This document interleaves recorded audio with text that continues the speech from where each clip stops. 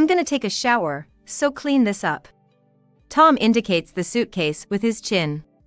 I nod slightly while holding it. Got it. You should be able to do at least this much without being told, really. With a huff, Tom headed to the bathroom. Watching him go, I sighed. Slowly lifting the suitcase. Something fell out with a rustle. Huh?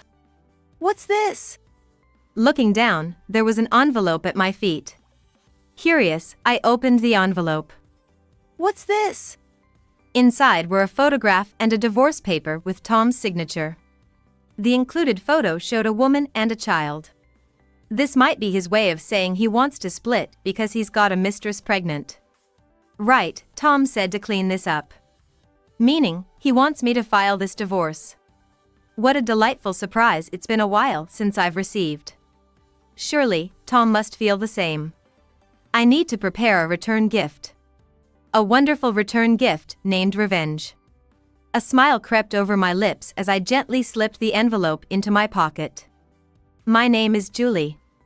I work as an office worker at a metal processing factory. Being an office worker in what you'd call a small-town factory, neither my salary nor bonuses are that big. But, living in a small town, I think life is relatively easy. Plus, my husband Tom is a business owner. That's another reason I don't think life is hard. By the way, Tom's company is a consulting firm. He seems to have clients all over the country, so he travels a lot. Maybe that's why we don't have kids. Both Tom and I are 38 now. Guess it's too late for kids now. I've started to think that way recently. Still, I don't plan on divorcing. A happy home can be built without children. That's what I believe. However, it's not like I don't have my worries. Tom has been distant lately, and we've been missing each other more. It's problematic that he relies solely on my income for living expenses, saying work is tough. But, I'm sure we can make it through if we're together. That's how I've been encouraging myself. There's a reason I think this way. It's because I know Tom from our student days. I met Tom when we were in high school. Tom was a popular guy in our school. He had leadership qualities, always leading the way at cultural festivals and sports days. If someone made a mistake, Tom would cover for them. If there was a problem, Tom would solve it. Tom was that kind of reliable person everyone depended on. On the other hand, I was a plain and quiet girl. Living my life trying not to stand out at all. It was as if that was my life goal. But meeting Tom made me want to try things on my own for the first time. During the discussion about the school event, I raised my hand and spoke up for the first time. Let's do a play for the day. Before I could finish, laughter leaked out from around me. That's because most of my group wanted to set up a cafe. Isn't a play hard to prepare for? Like, memorizing lines and all, sounds like a hassle. Amidst those comments, Tom spoke up to the classmates. Isn't it precisely because it's challenging that it's rewarding? Plus, it'll definitely be more memorable. Tom's words changed the atmosphere in an instant. In the end, we did a play for the school event. There's no doubt that this event brought Tom and me closer together. But, nothing happened, and we graduated high school. I got a job at a factory, and Tom went on to college. A few years later, we reconnected at a reunion, which led to us dating and eventually getting married. By then, Tom had become the president of a consulting firm. Needless to say, everyone was envious. But the reality wasn't so great. Tom's job was busy, with frequent business trips. We hardly spent time together at home. Despite the glamorous title of president, Tom's company was barely making it. We're thinking about expanding the business, so income might be lower for a while. Are you okay with that? Sure, the business foundation is stable now. But if we do nothing, we'll hit a dead end eventually. If current clients leave, income will drop. That could leave the employees stranded. As the president, Tom felt an obligation to support his staff. He said it was better to expand the business to attract more customers. This was the conversation not long after we got married. So, I couldn't quit my job even after we got married. In fact, my income was what we relied on. The salary Tom brought home was minimal. But we'll make it through if we keep at it. I believed in Tom and kept going. While I dedicated myself to my job, I was also handling all the housework alone. Of course, Tom, with his frequent business trips, had no time for chores. And on his days off, Tom looked utterly exhausted. So, I couldn't even ask him to help with the housework on those days. But, juggling work and housework is quite common in dual-income households today. Many people are managing just like that, so I can't say I'm the only one making an effort. However, I had another job. That was helping out Tom's parents. My father-in-law owned a small diner. It's an old establishment beloved by locals. Because the prices are low, the profit isn't much. Yet, customers kept coming non-stop. So many that my mother-in-law started helping out with serving and such. But it still wasn't enough. That's when I stepped in to help. So, on weekdays, I handled my office job and the housework, and on weekends, I helped at my in-laws' diner in the morning. I continued living this busy yet fulfilling life. It was hard. But the food my father-in-law made was delicious. I even learned to cook during breaks from work. So, I didn't mind helping at the diner. Though, there were times I wanted a break. But I couldn't say I wanted to rest with my in-laws. There was a reason for that. I had taken the initiative to help out, or so was the pretext. Julie, you're working as an office worker during the week, right? You don't have to push yourself to help out. I enjoy doing it. I answered my mother-in-law like that. But the truth was a bit different. In fact, Tom had asked me to help out his parents. Needless to say, I initially refused. Working even on weekends is a bit much. I really feel bad asking, but I'm worried about Dad and Mom. His parents had worked non-stop at the diner without much rest. However, they're over 60 now, and their health is declining. Recently, they've mentioned having pains all over, and Tom seemed really concerned. So, could you go and keep an eye on them at the diner? But I work during the week, and I have to catch up on housework on weekends, right? Then, we could hire a housekeeper for that. Doing that would jeopardize our household finances. It would be better to hire part-time help at the diner instead. After much thought, I agreed to help. But this decision was a big mistake. I realized that only recently. About 6 months ago. I have some work left, so I'll clean it up first. Then, I'll prepare dinner. I always appreciate it, thank you. Returning from work, I had such a conversation with Tom and started preparing dinner as usual. A while later, when I wanted to ask Tom about the seasoning for the dinner, I was about to knock on Tom's room when I heard his voice from inside. Give it up already, Dad. How long do you plan to keep running that dirty diner? Tom's words shocked me. But then, he continued with something even more unbelievable. You're only making chump change, right? It would be better to just quit. Chump change, Tom? That's a lie, right? Stunned, I lowered my hand from knocking. Or is it because our housekeeper is making you profit? The moment Tom said that, I could hear my father-in-law's voice over the phone. What do you think you're talking about, Julie? You need to stop. It was a very quiet voice, but for some reason, it clearly reached my ears. Tears started to flow instantly. I learned of Tom's true nature and my father-in-law's kindness. So, Tom wasn't worried about his parents. He just wanted to monitor them. And I was his surveillance tool. To Tom, I was just a convenient housekeeper. Anger welled up in me along with the frustration. I'll definitely divorce him. I resolved to divorce Tom. But suddenly initiating divorce is difficult. If I bring it up, it would only put me at a disadvantage. First, I need to gather evidence that will favor me in the divorce. The conversation just now, I could get testimony from my father-in-law. But that alone wouldn't be enough. If only there was something decisive. From that day on, I decided to closely monitor Tom's actions. Meanwhile, I acted as usual. pretending not to know anything and doing as Tom said. Maybe because of that, Tom didn't notice anything and treated me as usual. "Julie, could you prepare a present? Something for a baby would be great." "Baby? Why? Do you remember Nick from our wedding? He's an employee at my company. Apparently, Nick had a child. And Tom wanted to prepare a gift. But he's too busy with work to shop for presents.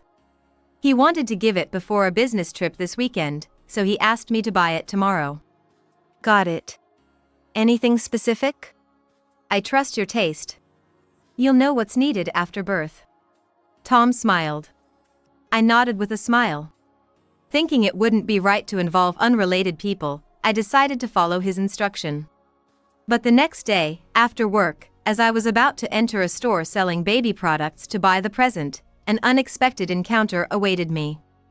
Just as I was about to enter the baby supply store, someone called out from behind me. "Julie, right?"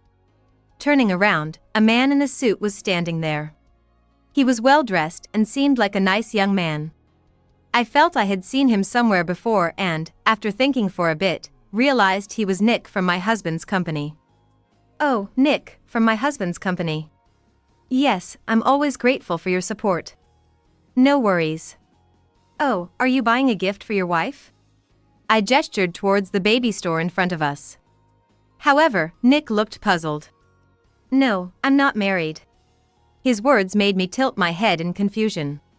Tom had definitely said that Nick had a baby. Wondering what was going on, I asked Nick for more details. What I found out was something I hadn't expected at all.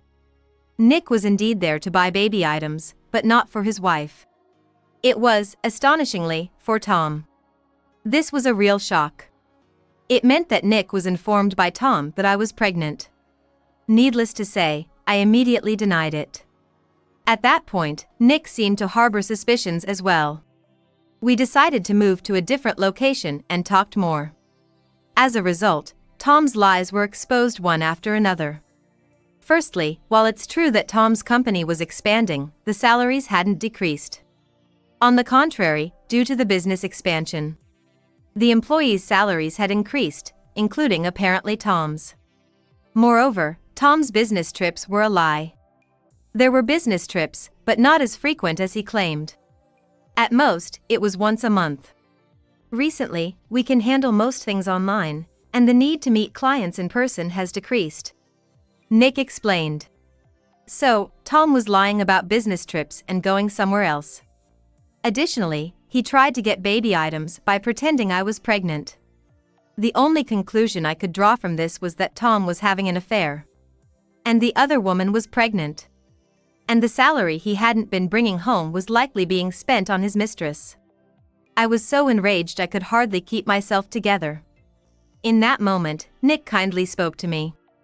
He has always been prone to affairs. I'll help, so gathering evidence and divorcing might be best. Needless to say, I took Nick up on his offer. I immediately started gathering evidence. Nick would assist with monitoring Tom's actions at the company. At the same time, I hired a professional investigator to check on his conduct. Moreover, to ensure Tom didn't catch on, both Nick and I bought baby items. And we pretended we knew nothing, handing them over to Tom. Then, I'll give this to Nick. And I'm off on a business trip for the next 2 weeks. Okay, take care. I sent him off, pretending to be unaware of anything. 2 weeks later, Tom came home late at night. Quite drunk. "Are you okay? Where did you drink?" "That's none of your business. Just clean the bathroom." His tone was unusually harsh. I frowned slightly and sighed quietly. "What, you got a problem?" "I want to drink when I feel like it." "I know." I supported Tom as he seemed about to fall. Then, Tom brushed off my hand. "I'm gonna take a shower, so clean this up." Tom indicated the suitcase with his chin. I nodded slightly while holding it. "Got it. You should be able to do at least this much without being told, really." With a huff, Tom headed to the bathroom. Watching him go, I sighed. Slowly lifting the suitcase. something fell out with a rustle. Huh? What's this? Looking down, there was an envelope at my feet. Curious, I opened the envelope. What's this? Inside were a photograph and a divorce paper with Tom's signature. And the enclosed photo showed a woman and a child. This might be a statement of intent from Tom, wanting a divorce because his mistress had a child. Yes, Tom said to take care of it.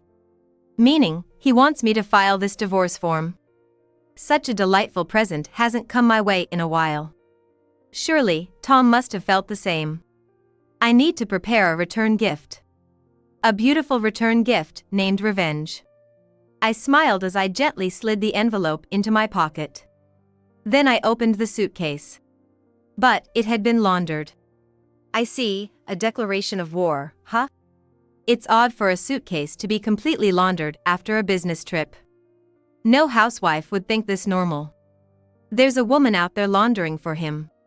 Meaning, it's a declaration of war from the mistress, saying she's the one laundering now. And this time, she even included a photo.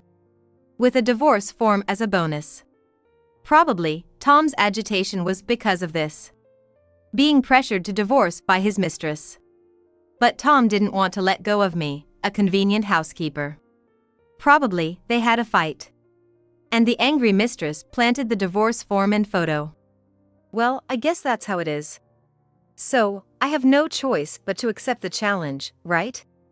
Grinning, I went back to my room. If it were up to me, I'd file the divorce form right away. But if I'm divorcing, I need a place to move to. And I'd like to say goodbye to Tom's parents.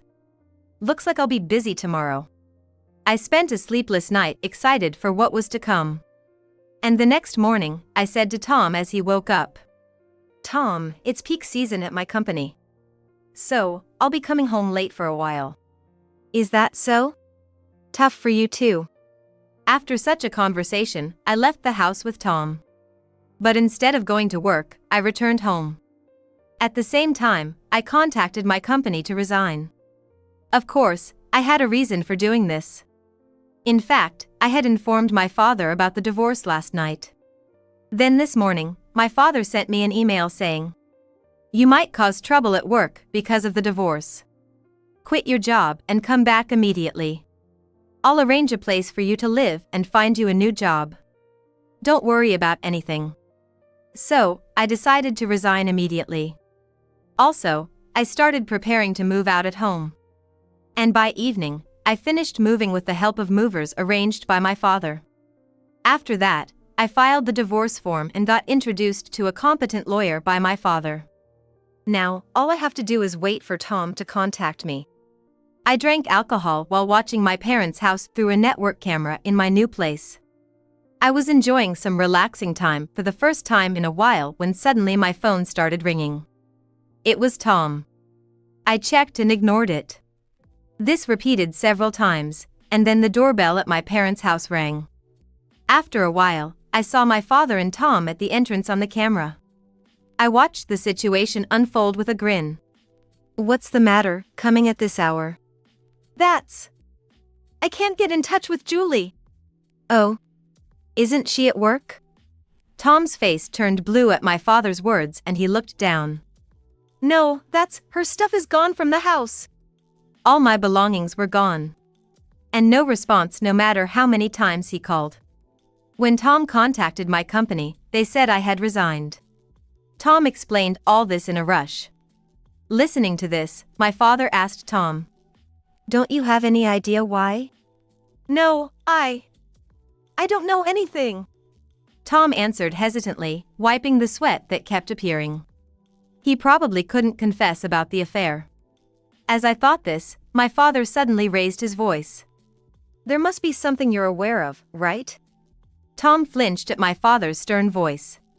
Looking away, Tom answered, "No, nothing at all." "Don't lie. You were cheating, weren't you?" "Cheating?" Tom's eyes began to dart around. His reaction was just as good as a confession. Still, my father didn't let up with his questions. Staring at Tom, he continued in a firm tone. "We have evidence, but do you want to see it?" Or will you confess on your own? Which is it? I'm sorry. It was just a moment of weakness. Please, don't tell Julie. Enough. You don't have the right or qualification to say such things. Tom fell silent at my father's rebuke. My father eyed the subdued Tom. Anyway, Julie intends to divorce you. What? Wait, please. There's no use talking to me. If Julie asks for alimony, you better comply. Got it? Yes. Tom said in a small voice. Of course, I laughed heartily in front of the camera. Watching Tom trudge back home lifted my spirits a bit. Well, this isn't over yet. Muttering, I picked up my phone. Naturally, I called my father-in-law. I reported to my father-in-law that I had filed for divorce. So, I've filed for divorce. That idiot son, what is he doing? My father-in-law began to rage over the phone. While calming him, I made a request. So, that's the situation. Can I count on you? All right. Since my son has caused you trouble, I won't hold back my support. Thus, I secured my father-in-law's cooperation. The next day, during lunchtime, I called Tom. I expected him to pick up immediately, but he didn't. What's with all those missed calls? As soon as Tom realized I was gone, he bombarded me with calls. Yet, when I call, he shows no sign of picking up. Last night, he was warned by my father to comply with the alimony discussion. I see. He's preparing for a total war. Annoyed, I quickly changed and took a taxi to Tom's office. Upon entering the office, Tom, noticing me, came rushing out from the back room. What are you doing here, Julie? I came to discuss our divorce. Since you wouldn't answer your phone. I deliberately raised my voice. Naturally, all eyes in the office turned towards us. Hey, don't raise your voice here. Afraid your subordinates will find out about the affair? Or because you lied about me being pregnant? The office began to buzz immediately. Tom had apparently announced to his colleagues that his wife was pregnant. I heard about this from Nick. He seemed quite happy announcing it during a company-wide morning meeting. Meaning, me denying the pregnancy here would expose Tom's lie. As Tom began to receive wary looks from his employees, he led me outside. Oh? Ready to talk about alimony? Let's change the location first. Tom was visibly irritated. He took me to a nearby cafe. After ordering something and sending the waiter away, Tom began to complain in a low voice. What's your intention? Want to disgrace me? If you do something like that, I'll be in a tight spot. Huh? It's your fault for lying. Why did you lie? When I asked, Tom suddenly fell silent. Always goes silent when it gets inconvenient for him.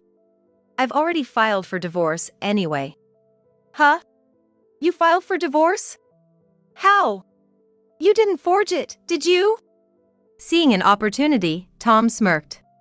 But I replied calmly. Oh? It was in the suitcase. Along with the mistress's photo. Smiling, Tom was taken aback. Seems like he remembered something. Then, I called a certain person. I shared my location for them to come. Who are you calling? Someone who will help us with the discussion. They said they'll be here soon, so we'll continue after that. Apparently, they were nearby, waiting. The person arrived at the cafe within minutes. Immediately, Tom's face went pale. Soon, he began to tremble. The person stood in front of Tom. Tom, I hear you've been cheating? Mom, it's not what it looks like. The person who entered was my mother-in-law. Behind her was my father-in-law. This was precisely what I had asked my father-in-law for yesterday. I wanted my mother-in-law's support when Tom complained. Tom may act arrogantly towards my father-in-law, but he can't stand up to my mother-in-law. She's a person of strong moral principles and quite serious. That's why Tom has been scolded by her since he was little. And it seems he's still scared of her. Why then would he cheat? It was obvious he would get scolded if found out. I was astonished at what he was thinking. While I was pondering, Tom was being scolded by my mother-in-law right in front of me. What on earth were you thinking? But it's not like that. What do you mean it's not like that? Julie told me everything. I've also seen the results of your initial investigation. My mother-in-law placed an envelope on the table. It was the results of Tom's conduct investigation that I had given her. I've seen it too, and there's no doubt about the cheating. Shut up, Dad. Tom raised his voice towards my father-in-law. However, my mother-in-law quickly intervened. You're the one who should be quiet. Before getting angry at us, you should be apologizing to Julie. Huh? Come on.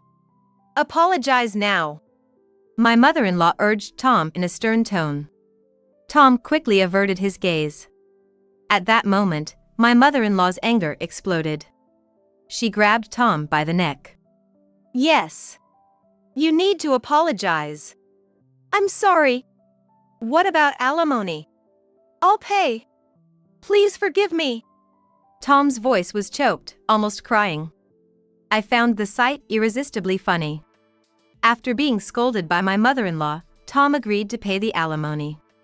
I told him I'd have my lawyer contact him with the details and left the scene. After leaving the cafe, I muttered to myself, "Now for that woman." I stared at the photo of the mistress saved on my phone. Soon after, my lawyer contacted me to say Tom had paid the alimony. That settles it then. I finally felt relieved. But it wasn't over yet. There was one more thing to do. That was my revenge on the mistress. The revenge was scheduled for a few days later. I waited excitedly for that day. Days flew by, and the day arrived. Trying to contain my excitement, I headed to the venue. It was a business networking event. This time, it was hosted by the Chamber of Commerce. I exchanged greetings and first looked for Tom. Soon, I found him and approached him from behind. Long time no see, Tom. Julie? Why are you here at a business networking event? Tom was surprised as I handed him my business card. He looked at it and exclaimed in surprise. I've become a real estate business owner.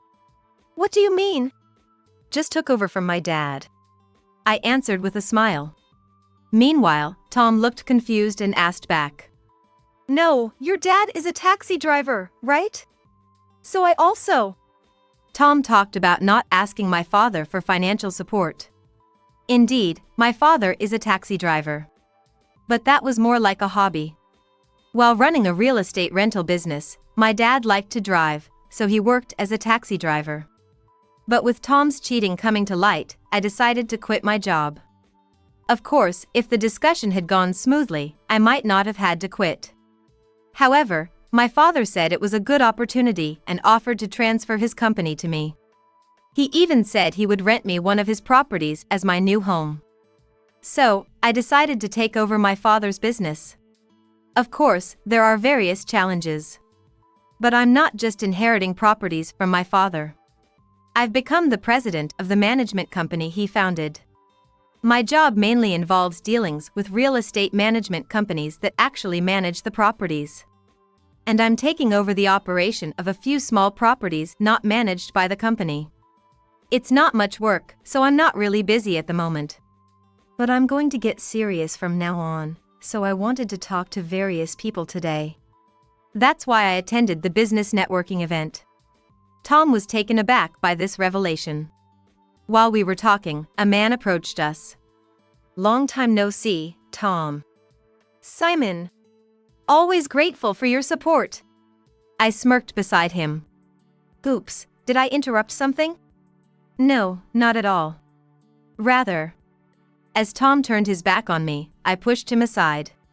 Stepping forward, I bowed to the person Tom called Simon. Nice to meet you, Simon.